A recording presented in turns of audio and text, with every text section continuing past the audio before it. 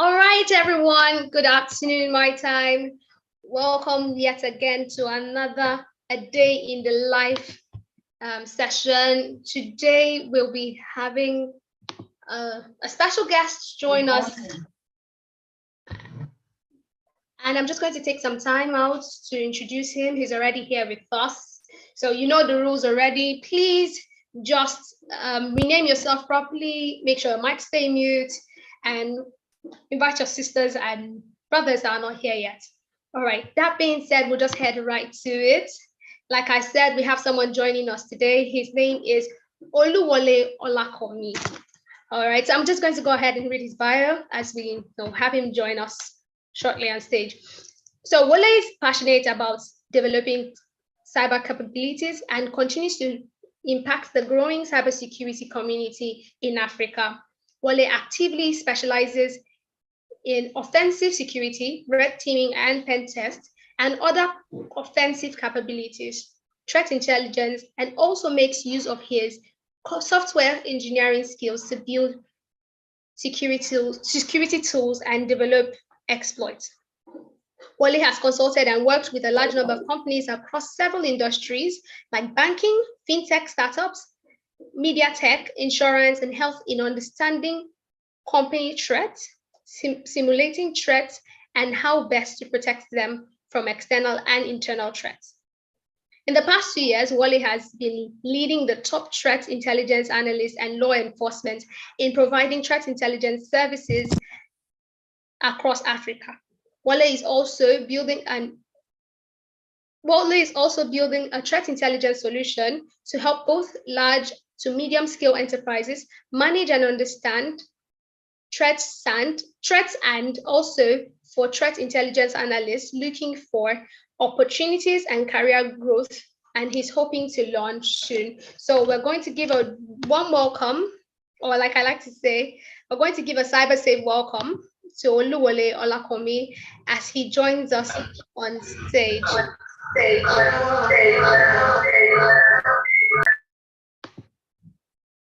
Hello, Mr. Olakomi, can you hear me? Yes, good morning.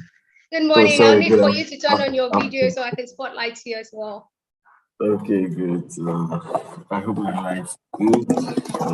Bring that up. Good. All right, so I'll be spotlighting you right now. All right. Hello. Good afternoon. How are you doing? Not bad. It's been a busy month.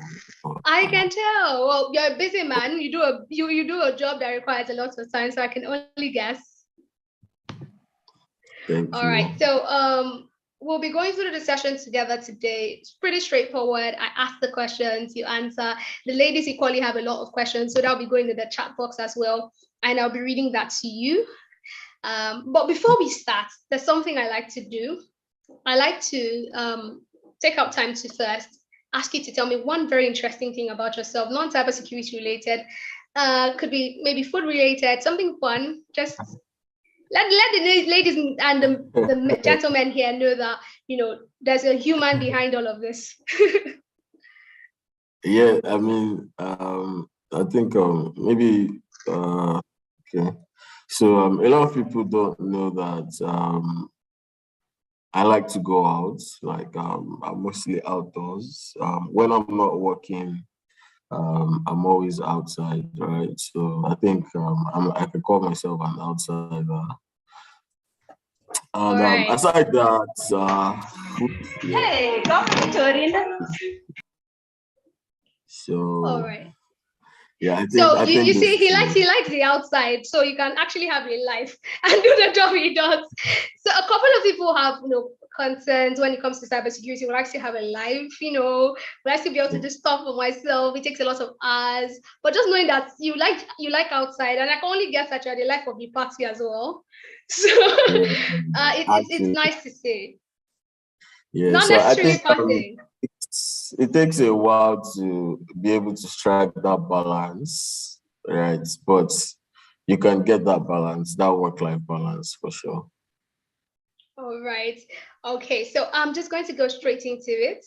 So I've read through your bio. there's a lot you're doing for cybersecurity community at large.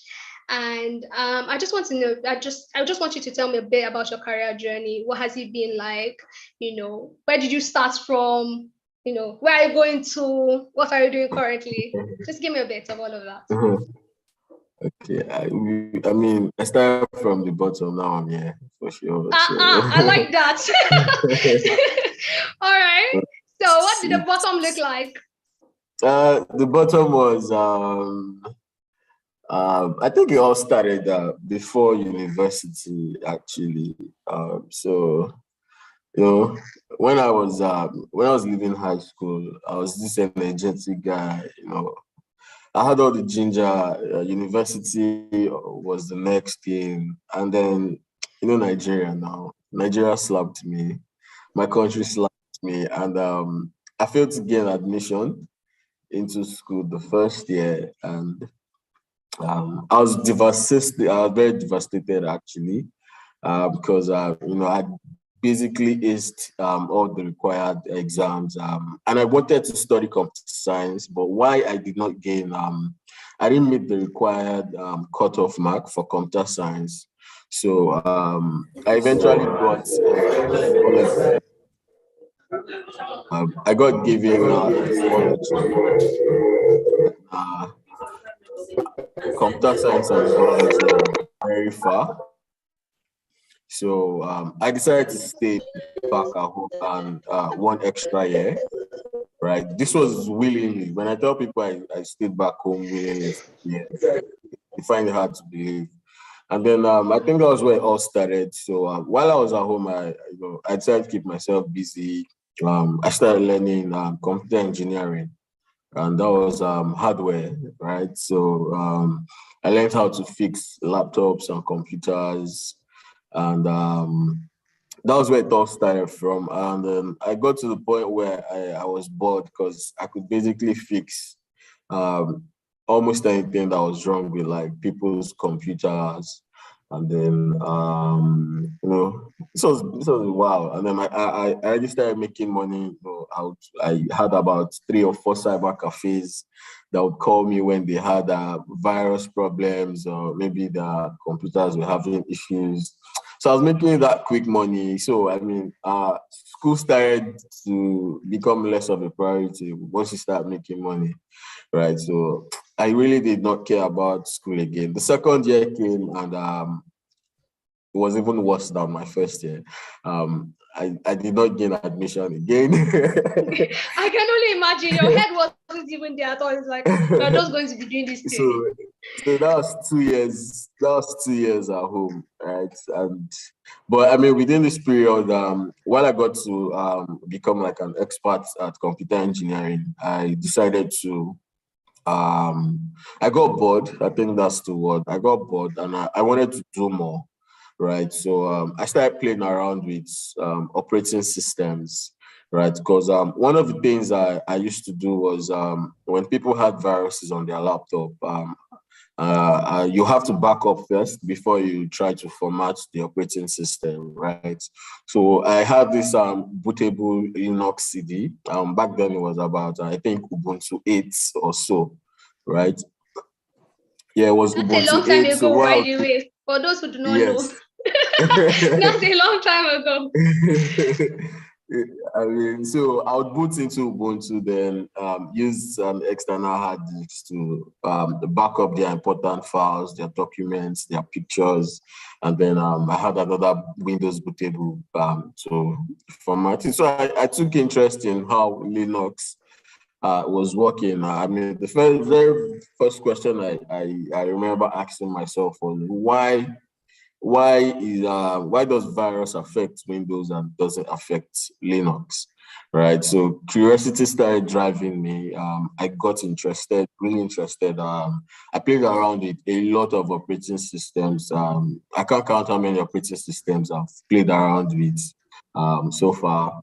And then from there, I started learning how to code. I started to, I got interested in how websites worked, how to build the website. I used to code with Notepad++. Then, so I started with that, and then from there, I took interest in developing viruses, right? And then from there, from developing viruses, I started like, okay, this hacking thing is looking interesting. So I learned SQL injection. Yeah, and I would hack thousands of WordPress websites in batch, right? We'll share the websites. It was very interesting, back then, but we're doing bad things, yeah, but it was fun. And till I got in trouble with law enforcement, and I had to just stop, security, cyber security, and hacking. I was doing more of the offensive stuff, building viruses, trying to break into systems and things like that. So I stopped for a while, and then I started focusing on software development because of my existing experience with Linux and hacking. The very first language I learned how to code in was Python. I built a couple of web applications in Python, and then from there I learned JavaScript, I learned Perl, I learned a lot of scripting languages, right? And I think that was where the entire journey started from. Fast forward later, I got into school, and in school, I eventually went to a private school. I mean, 2 years at home trying to get into a federal school.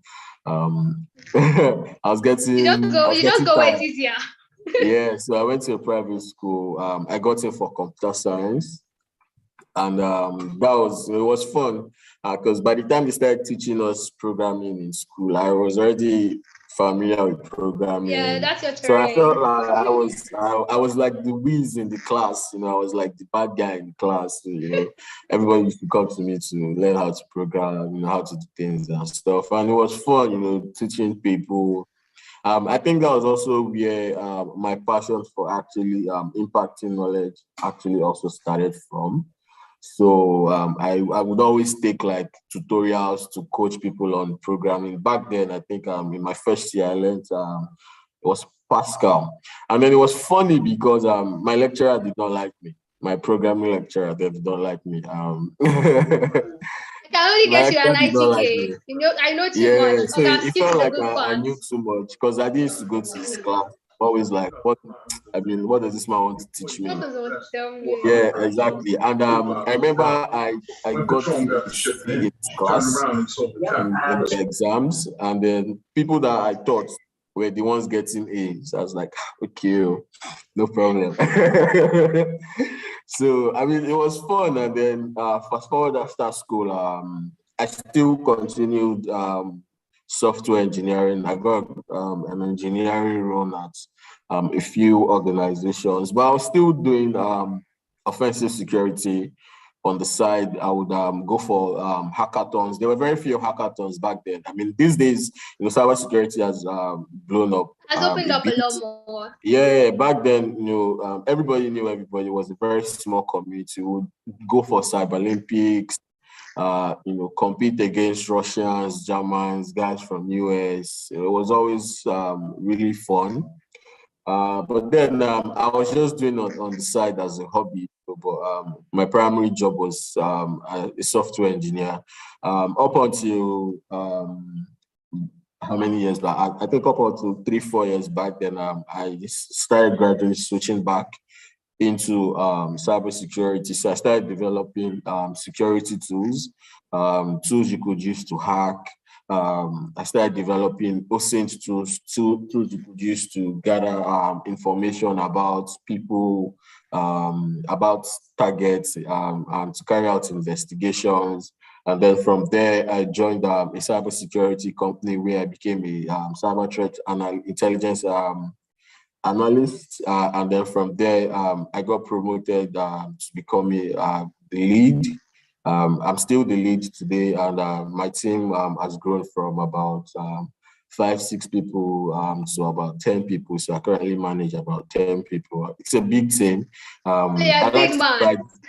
I like to pride myself as I like to pride my team as leading threat intelligence team in Africa, right? And I think so that's the journey. It's not so much. It's very boring.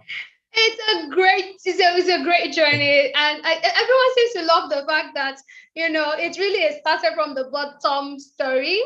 And Yeah, I actually. have a couple of questions though, where most of these things self-taught, because what I kept hearing was it all started from a place of curiosity. I wanted to know, why it affects Windows and not Linux. I wanted to know, and that happened out of curiosity. So, So were you yeah, self-taught, or you got everything someone was to tutor you? everything was everything was self-taught, Ah, practice. all right, okay. YouTube, So, I mean, I remember, there were times where instead of me to use money to buy food, I use money to buy data, then I'll download videos on YouTube to watch. Instead of me to take a bus or take a bike, I'll trek. So I'll have money to save, buy data, and then use to learn. There are times when after buying this data, I'll buy data specifically so that I could hack a website and then dump their database, things like that. So it's been interesting actually. It's been okay, I'm very glad you took all interesting. of the energy used on the other side back here. If not, I would be fighting you by now. Sadly, it took law enforcement dragging you here, but it's really an interesting story. And I'm grateful it happened at a point where you were what some people would call their lowest. You just got a rejection Yes, from school, but you just actually. picked it up. You kept going, and that's really interesting. So a couple of people on this call have questions. I know that they have used Google, but they want to know, what is the job, or rather, who is a threat intelligence analyst? All right. So for I mean, I like to streamline it down to cyber, right? Cyber threat intelligence analyst. So basically, the primary job of a cyber threat intelligence analyst is to actually monitor the internet, right? The internet there for threats, cyber threats affecting people and organizations, right? And then you are able to alert them to these threats. Cyber threat intelligence is you being proactive with security, right? A lot of people wait for incidents and things to happen before they respond, but cyber threat intelligence allows you to, be proactive, take that extra step to know what people are talking about, see what threat actors are actually talking about. And then from there, you take that intelligence. That's why it's called intelligence, right? So you take the intelligence back and you're able to protect and defend yourself, or you're able to use that information to minimize the impact of attacks and risks. All right, so that's really interesting. I think a lot of people would have learned a thing or two from that, because often when they just go online, they just take a definition. It Yeah. works. Let's move ahead.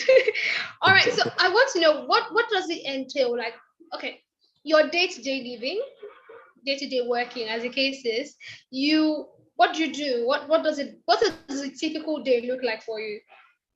Okay, so for my current role now, I'm a manager, so it's a little bit different, but I'll talk about what day to day looks like for a threat intelligence analyst. And I think even before we get there, I think we should talk about what makes a good threat intelligence analyst, right? There are certain things you need to have, or capabilities or interests you need to have, right? So I think the very first thing is you have to be a very, very versatile person, right? A very fast learner, because things move very fast. I mean, in tech, in cybersecurity, even in engineering, right? So you need to know how to assimilate data fast, how to work with new data as fast as possible. You need to be able to take out biases, right? So you need to be very logical and objective. You need to always be able to see the bigger picture. So if I see a threat, I should be able to create a bigger picture and see that, okay, this is what this person is trying to do, right? Or this is what this actor is trying to do, right? So you should need to create a bigger picture. You should also be able to, do good research, right? Because a lot of times you need to find things. So it means your research skills has to be top notch. You need to know how to use search engines, secret keywords, things like that. And you need to have them like at the back of your fingers, right? Aside that, I think your communication skills also is very important because a lot of times communication skills, both written and oral, because a lot of times you find out that you're writing reports, you're presenting reports, you're communicating with these reports, right? So your communication skills, both oral, both written, presentation skills also have to be top notch. Yeah, so I think those are like basic skills, skill sets for a threat intelligence analyst. Then if we're talking about the more advanced things, I mean, you need to at least have knowledge of networking, you need to have knowledge of even sometimes engineering, right? Because sometimes you see a lot of threats in form of codes. You need to do malware analysis, so you need to understand coding. It's not a requirement. The coding part is not a requirement, but it's a major plus if you have knowledge of coding, because you can see certain pieces of code and you can already identify that, okay, this is what it's doing, and this piece of code poses a threat to a person or an organization, right? You need to know networking, networking protocols. You need to know you need to also be okay. I think I already mentioned this. Know how to use a lot of tools, right? Know how to take data from one tool, pass it to the next tool to fine tune and get the what you are looking for, the actual actionable intelligence that you are looking for. So these are like more of the advanced skill sets for a threat intelligence analyst, right? So then day to day of a threat intelligence analyst is definitely, like I said, monitoring the internet as a whole. So you're monitoring the clear web, you're monitoring the dark web, you're monitoring the deep web. And then you need to also know where to go to for certain information, for certain sources.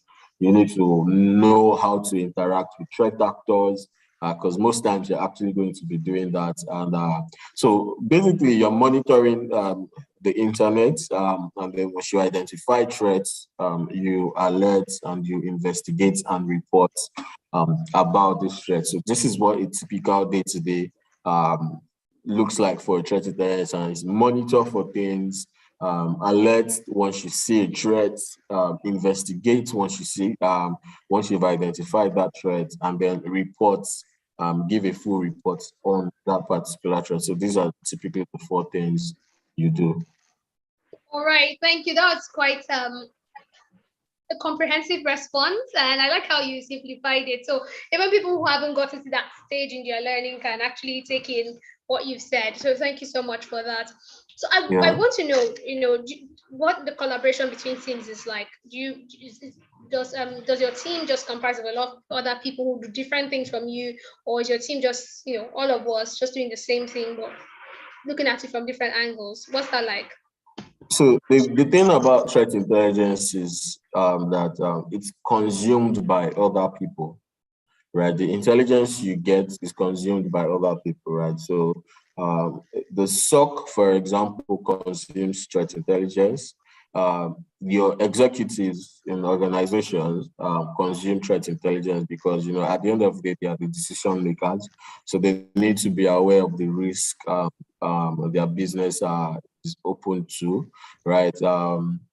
Incident response consumes threat intelligence because, when performing incident response, you definitely come across malwares, you come across IP addresses, file hashes that you need to understand what the file is. So incident response consumes threat intelligence. Automation also consumes threat intelligence, right? So as a threat intelligence analyst, you're going to work with different teams at different points in time, trying to correlate data, pushing information to them that they can actually use. And then aside that, also you definitely also be communicating with your end user or your customer or whoever you are protecting. So it's really interesting because you get to work with everybody, right? It's not something you do solo, because after you produce this intelligence, you have to pass it on to people that are going to consume it.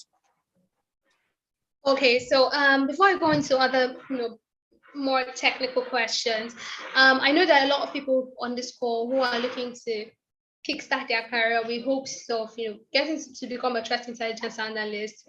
Um, and you've gone on to tell us what will make them a great fit. But what skills would they need to be able to break into the field and excel at it? What skills would they need? Okay, yes. You talked about, yeah. You can go on. Yeah, so to break into the field, you need, I think I've said some of these things already. You need to be self-motivated, right? And you need to also contribute back to like communities, back to people, right? So when you see things, you talk about it, you disclose it right to the right person using the right channel, right? You should also understand that some things are sensitive, right? So you cannot put those kind of things out, right? That's why I said you need to disclose properly, right? So keep discovering things, keep disclosing, and then you definitely break into the threat intelligence space. All right. So if someone was to start off looking up for start, if someone here was to start in a role as a threat intelligence analyst, what other infosec path or role can they pivot their career to after some years? Yeah, so after some years, it's not just even only infosec, funny enough, right? So after some years, you could decide you want to become an OSINT investigator. That's an open source intelligence investigator. You can decide you want to go into investigative journalism. You can move into intelligence agencies for law enforcement. You can decide to go into offensive security. If you still want to do infosec, you can pivot into my malware analysis. You can pivot into forensics. If you even feel like you can also still do some SOC work, right? So you can really much just go into anything, at least within the infosec space. And then if you are going to pivot out of the infosec space, you can join the military as an intelligence analyst or law enforcement. You can become a financial investigator. Depending on what you want, you can go become a fraud investigator. You can join the police as an intelligence analyst. Things like that, right? You can become an investigative journalist. We see a lot of investigative journalism these days.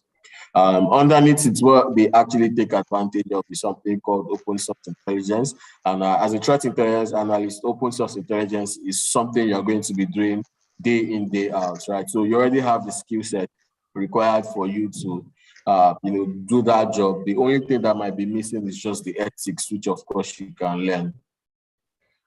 All right. So when you said you can become an investigative journalist, I'm like, okay, that's interesting. You're a creative on this call, and you're looking at how you can marry both.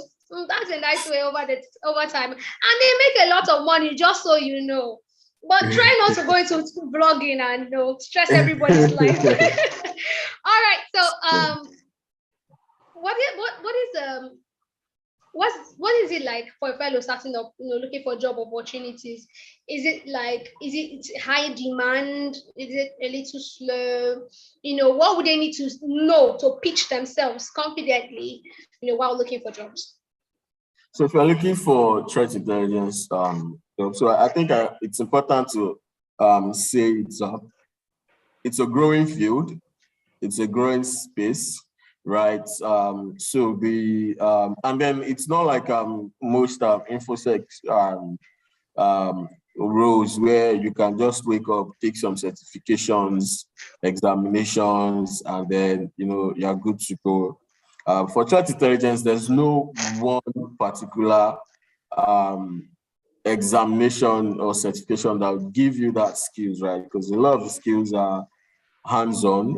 For example, right, nobody's going to give you a certificate or an exam to say you know how to investigate from social media sources, right?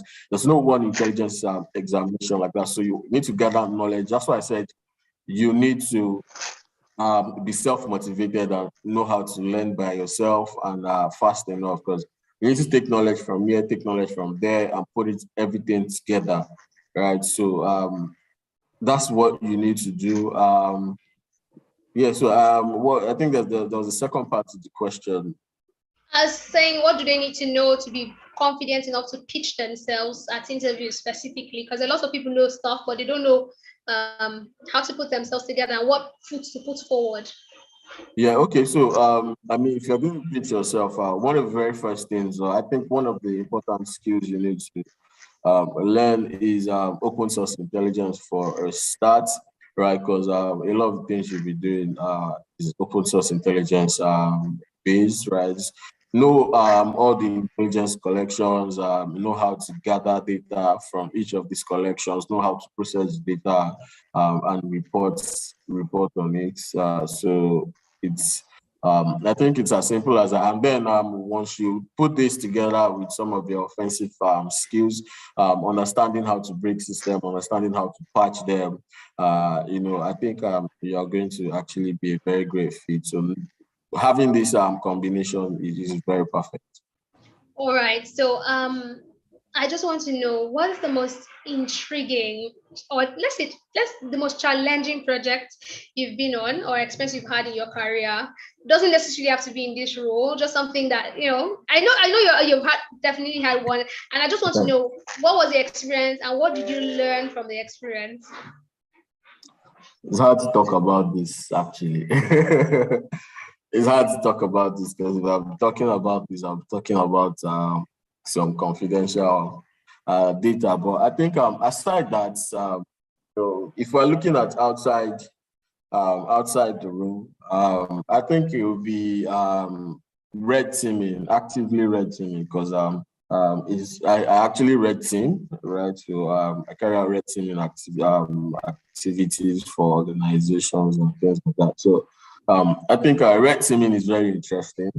The fact that, especially the social engineering aspect of red teaming, and even down to the tooling of red teaming, right? The process, the approach is very interesting. Breaking into an organization as an actual hacker, right?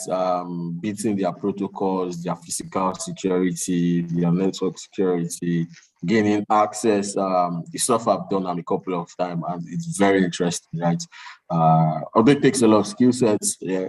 But it's really interesting. I think that's one of the most interesting things. Aside that, when it comes to threat intelligence roles, I think the interesting parts is the things you get to see every day, right? You see a lot of interesting things, like a lot of interesting things, a lot of methodologies that threat actors use. So because of this, I mean, your knowledge of threat actors, increases, right? So you know the latest way, the latest. Let me quote. I mean, in quotes, the latest formats. The latest. What's trending in terms of threat actors using to gain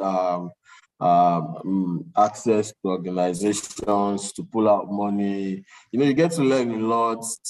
You learn about money laundering, you learn about fraud, how scams are done, how it's really interesting. So I think that's also another highlight for the role. All right. So one of the key takebacks for me was, for you to succeed in this role, you need to have your ears on the streets. You can't sit your high horse or your high horse. No, you have to be. You have to. Part of you have to be streets. Okay. Yes. So there's for threat intelligence. It's also interesting to have some sort of criminal background. When I say criminal background, I don't mean you must have committed crime before, right? But you know how crime is done. You have access to the circle.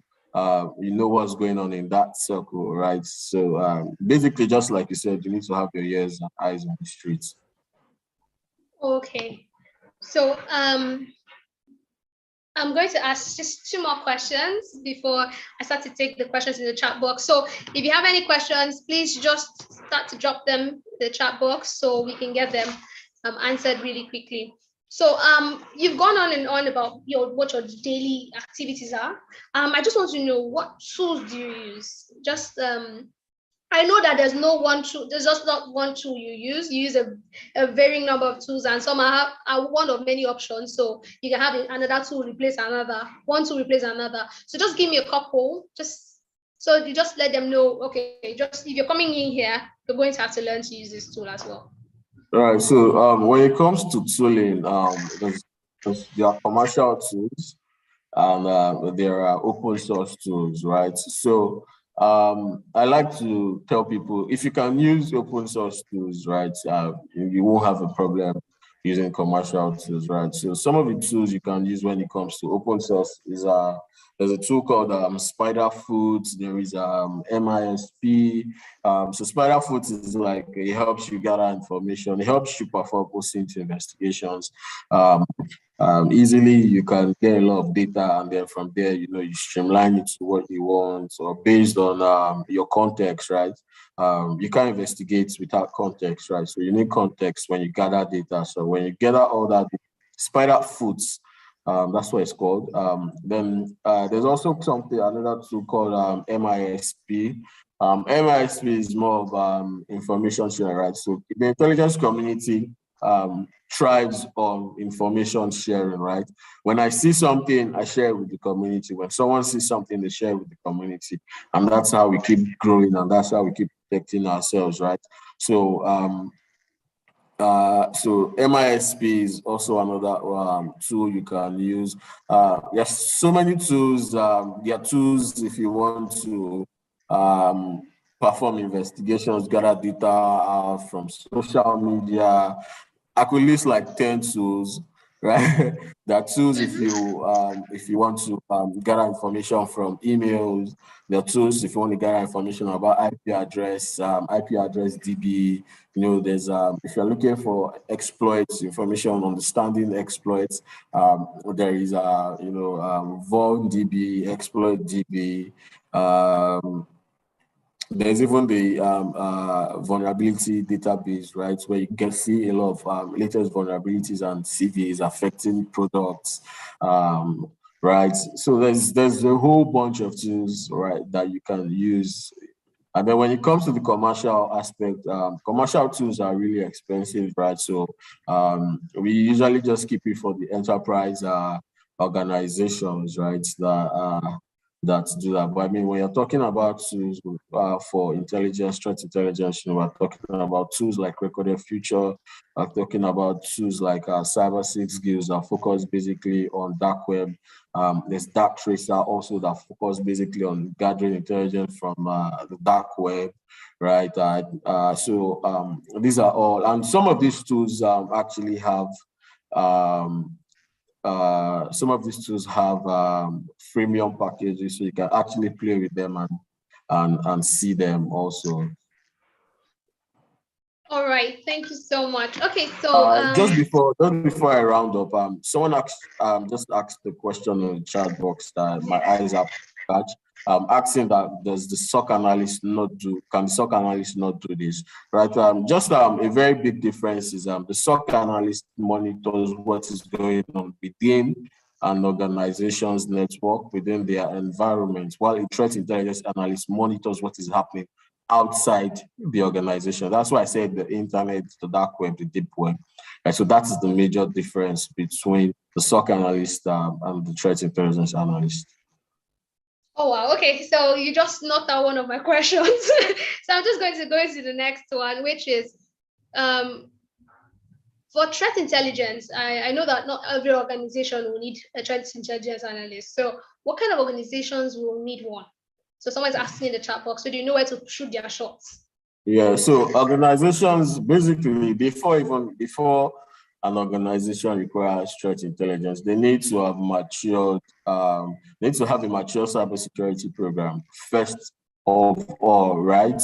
And then when they mature to that stage, that's when they realize they need threat intelligence. So threat intelligence is not for everybody. It's not for all organizations, right? You need to already have in place a mature cybersecurity program, and then it's threat intelligence arise from the need to be one step ahead or on par with your attackers, right? So that's what threat intelligence is, right? So organizations need to get to that level when they feel like, okay, they've gotten to a maturity level where they need to know what's coming before it happens, right? Then they employ or they start a threat intelligence program and bring a threat intelligence analyst or work with people who offer threat intelligence services to actually, cover that bit in their cybersecurity program. All right. Okay, so we're fast going to the end. So I just want to ask, what advice would you give fellows that you wish you knew earlier in your career when you started your career?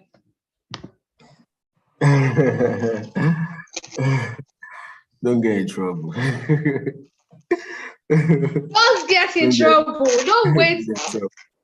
But I mean, the law enforcement gets you. On a more serious note, I think it's the urge not to do a lot of things at the same time, right? Because cybersecurity is really interesting. You know, sometimes it feels like you're overwhelmed. There's you need to learn this, you need to learn that, you need to where do you start from? Then we're talking about malware. Next thing we're talking about forensics. Next thing we're talking about threat intelligence. We're talking about SOC. We're talking about pen tests. We're talking about networking. So there's a whole lot of things coming at you at once, right? So it's the urge to actually take things one at a time, right? That way you learn faster rather than doing a lot of things at the same time and then making little or no progress, right? So that's one. I think another thing would be to spend that time learning, like invest in your time learning, right? I mean, that's what worked for me, right? So it's stuff I like to tell people also. So invest that time in your own learning. Like, I mean, they always say you're your greatest investment, right? So invest your time in learning, invest your time in finding things out. Be very curious, right? Be very curious, ask questions. You really cannot know it all in everything, right? In anything you do, you can't know it all. So I think the word is to actually be humble and ask questions, right? Sometimes there's some things I still don't know that I ask people who have more experience than myself, right? Sometimes there are things that I might even miss, and I ask people who even don't have experience as I am, but in a particular field, they have more experience there, right? So you need to be able to bring yourself down to learn, ask questions. There's no boss when it comes to this, right? There's no boss. Yeah, a boss might just be a role, but then in terms of knowledge, there's no boss. So always be ready to learn at any time. All right. So one thing I heard is time is really important to hone your skills and learn anything really. So I just want to someone asked in the comments section, and the person wants to know, can you freelance as a threat intelligence analyst? Yeah, I mean, definitely you can freelance, but the market is it's something where if you get opportunities to freelance, of course, I mean, for everything you can actually freelance in everything, right? But then it's much harder when it comes to things like threat intelligence, right? If it was engineering, it would be much more easy. You're building softwares, it would be much more easy to freelance for that. When it comes to threat intelligence, freelancing in this term would be, relating intelligence and passing intelligence to several organizations, right? And it's not really freelancing, right? It's more of giving back to the community and enriching the community. So you really cannot take it as freelance. But I mean, yeah, if you feel like if you have the opportunity and you see a way to do it, of course it's possible. All right. So a lot of people are also interested in knowing what's the money like. We want to be rich, we want to make money. So what's the salary range? Bear in mind, we understand that it's not one thing across all companies. Just a range will do. For an entry level role. Okay, so when it comes to entry level, I don't think, okay, I think I can actually give a figure, right? So the pay is good for entry level, but I mean, just the same way the country you work would, the country you work in will basically determine what the starting range is, what the minimum or the max could be, right? And then it's also based on your skill sets, right? The more value you can provide, um, the more what's it called? The more you could earn, right? So, I mean, I know people who earn in dollars. I know someone who earns in dollars and is earning about $500,000 yearly, right? Of course, that's in US. He works for the military. The skill set is different. He has tons of years of experience, right? That's something else. When it comes to the local markets, also, right? I'll tell you for free. The companies that have threat intelligence, the entry level is definitely very, very good. As long as you have the skill set, the entry salary is very good to start off with. All right, thank you so much. So I know we have a lot of questions to ask, and learning doesn't happen in one day. There are questions you can always reach out to, your facilitators or people who are experts in the field, or LinkedIn rather, and ask. But this will be my last question to you. It's more like an, will I call it an icebreaker? So, we want to know, if you had the power to change anything at all, what would you change? What would you like to The change? country where I live in. It's a Hard to no-brainer. change that. All you have to do is just apply and jackpot. You can do that. You can actually My live. nationality, I don't want to, be born where I was born. I'd rather be born somewhere else, in a place Oh, where where it something like snows. that. Somewhere Huh? where it snows. So you get right, where, All where I can wake right. up with cool weather, things like that, right? Where I don't have to bother about economic issues, basic issues, as a Nigerian, you start out, there's so many things on your mind every day. While I'm the finish, You know the basically. finish. It looks like the odds are stacked against you every day, Yeah, every day. So exactly. So, I would want to be in a place where, I'm born into a leveled playing ground. I think the potentials will be way more over there. So it's all a right. no-brainer. That's my answer for that. All right. I'll take that. I'll take that. I was expecting something else, but I'll take that. Okay. So it's been a nice, lovely conversation with you. And some of your would I say some of the fellows in the group said you helped coach them for their open day, and they're really Yeah. excited, cheering from here and there. So I just want to extend the love. Thank you so much for all you do for the cybersecurity community at large, and specifically for Cybersec Foundation. And I understand that Thank you're a you. busy man, so this will be goodbye from my end. Thank you so much for taking our time.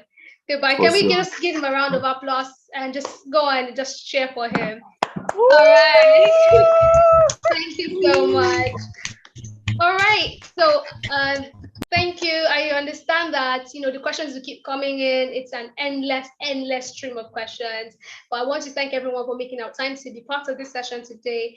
And if you have any more questions, you have access to a lot of people to in your from your mentors to your coaches as they come, and to your facilitators when you start the specific learning path of your choice, and you can go on and ask these questions. But for now, this will be bye, and this will be all for our end.